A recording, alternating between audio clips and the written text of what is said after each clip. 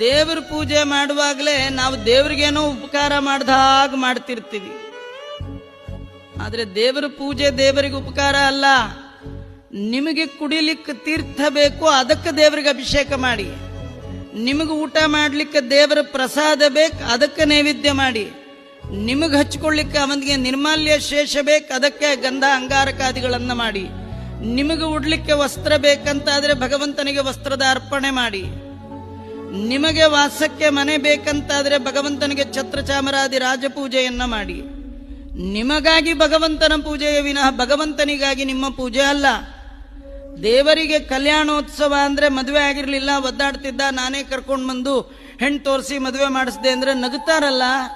ನಮ್ಮ ಕಲ್ಯಾಣಕ್ಕಾಗಿ ಭಗವಂತನ ಕಲ್ಯಾಣೋತ್ಸವ ಹೇಗೋ ಹಾಗೆ ಹನುಮಂತ ದೇವರು ಹಾರುವ ಮುನ್ನ ಭಗವಂತನ ಹರಿಯ ಹಿರಿಮೆಯನ್ನ ಅರಿತು ಹರಿಗೆ